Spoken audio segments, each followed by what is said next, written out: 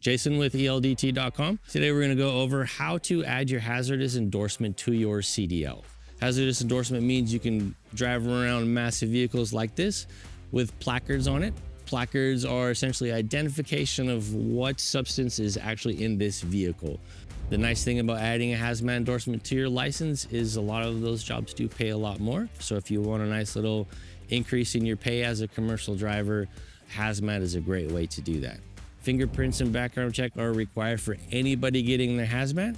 They just want to make sure anyone that's going to be hauling this massive explosive fuel around, that they've been a safe person and they don't have any background that would say any different. To find out where to do your hazmat background checks, you can go to the TSA.gov website, or you can just hop on your phone and type in hazmat background check, and you'll find a place near you. When you show up at that hazmat background place, you're gonna want to bring your birth certificate or your passport with you. If you are a non-US citizen, there's a couple other documents that you'll bring with you. The TSA website does have all of that information for you. It just depends on what country you come from and are now here in the US. Now you're gonna wait, right, about 2 weeks for that to come back. But during that time, this is a great opportunity for you to get the education piece of this done. The education piece involves going to your Department of Licensing and doing the knowledge test that they have there for you.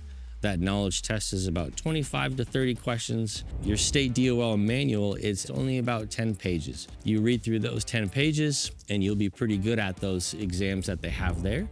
The next portion of that you'll need to complete is the theory version of hazmat. All you have to do is go to ELDT.com, pay for the course on there, cruise through it. Once you've completed everything above 80% or higher, your results get submitted to FMCSA registered training provider. At that point, you will have your theory done, you will have your knowledge test completed, and you'll have your background check all completed.